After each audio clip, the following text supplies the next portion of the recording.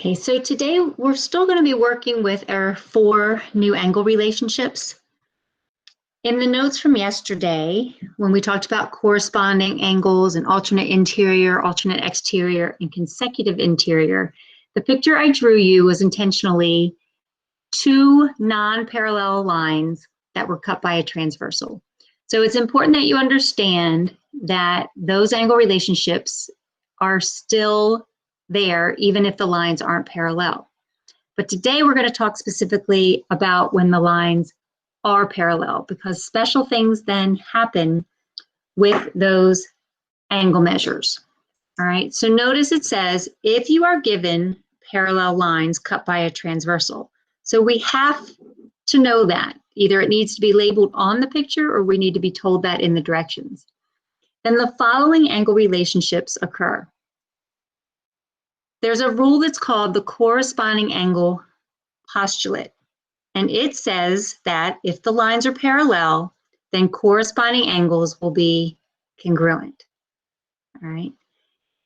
Another rule called the alternate interior angle theorem tells us that if the lines are parallel, then the alternate interior angles will be congruent.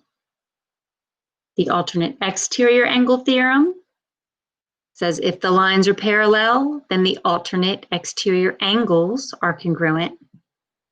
And then our fourth and final one is called the consecutive interior angle theorem. So if those lines are parallel, the consecutive interior angles are supplementary, not congruent, but supplementary. Okay. Now let's talk real quickly about the difference between a postulate and a theorem and why some are called one and not the other. A postulate just simply means it's a rule not proven. Okay, so if you remember, we had 3 undefined terms, point, line, plane, and then there are other rules that we call postulates that are just understood to be true. All right, when we take those definitions and other rules and we do prove, I'll use this one, all right, then those rules are then called theorems. So this is a rule that has been proven. Now, one of the lucky things of this virtual learning is we took proofs out of the geometry curriculum during this virtual learning. And that was a big part of this course, where we actually looked at these different rules and theorems, and we would show how it was indeed proven. All right, so for right now, you just need to know that difference. Postulates are rules not proven. Theorems are rules that have been proven. Simple as that. All right, so back to these. So when the lines are parallel, we get a lot of congruent angles. The corresponding angles, alternate interior, alternate exterior, will all be congruent. Consecutive interiors are the ones that will be supplementary. All right, so here it just says state the postulate or theorem that justifies each statement below. So what you're looking for is the angle relationship. All right, so if the measure of angle 2 is equal to the measure of angle 7, all right, it's the relationship that tells you which rule. And since these are on different sides of the transversal and both on the outside, they are alternate exterior angles. So we would be using the alternate exterior angle theorem. Didn't put a big space, so I'm going to do some abbreviating. All right, make sure I know what word you are trying to say if you do abbreviate. Just don't put AE. That doesn't tell me what those words or those letters stand for. All right, if angle 4 is congruent to 5, so we look at the relationship. 4 and 5 are alternate and they are interior.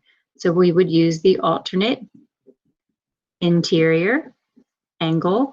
And again, that one's a theorem.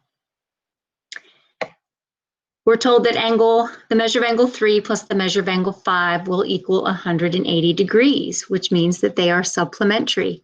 All right, and if you look at the relationship, these are on the same side, both interior. So those are consecutive interior angles. So that's the consecutive interior angle theorem in use. All right, 2 and 6.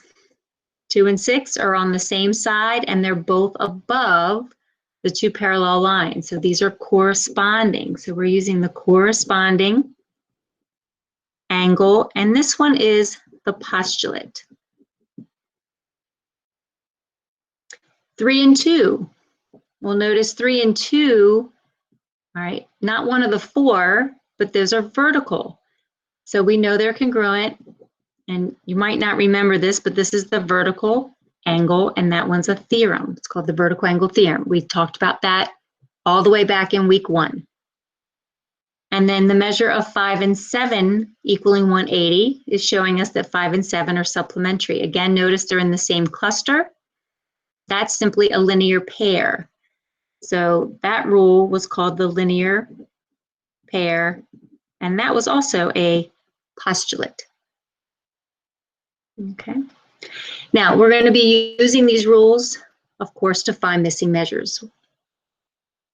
All right, so besides identifying the relationship, we want to find these missing measures. Now, these are our notes. It doesn't ask for us to name the relationship, all right, but you should recognize by the ones that are labeled that these are alternate exterior angles. All right, and of course, the rule above says if the lines are parallel, which they are marked with the double arrow, then these angles are congruent. So X is going to equal 95 degrees. Number 8, all right, look at the relationship. These are both on the same side and they're both interior. So these are consecutive interior angles. So that means that these aren't congruent, but the rule says they are supplementary. So X plus 83 is going to equal 180.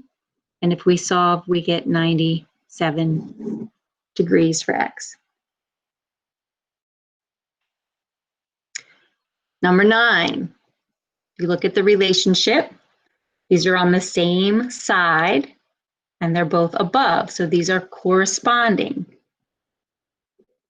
All right, so we got corresponding angles. The rule says they are congruent. So 7x plus 15 is going to equal 9x minus 9.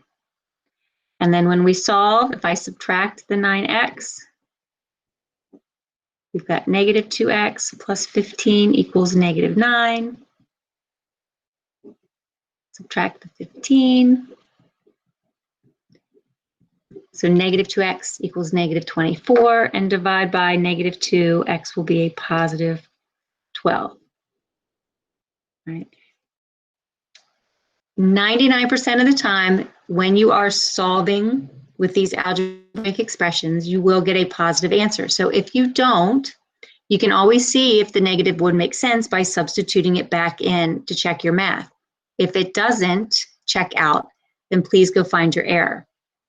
Now notice in number 10, when you try to identify this relationship, and if you need to, a lot of times we like our parallels to be running horizontal. So if you need to turn your paper, by all means do that, all right?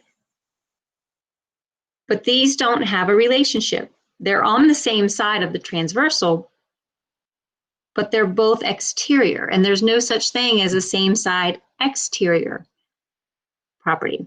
So this is what I want you to do, all right? When you don't recognize a relationship, then move one of your angles. In other words, I know that this 2x plus 4 is the same right here because these are alternate exteriors. And by moving one of them, I can see then the relationship that these two will have because these are a linear pair. So 2x plus 4 plus 3x minus 9 will be supplementary, will equal 180. All right, so if there, again, is no relationship, then move one of them to a place where you can see the relationship between them. All right, so we've got 5x minus 5 equals 180. Add the 5, and then divide by 5. So that's going to give us 3, 7. Okay. All right, you should be ready to practice with parallel lines.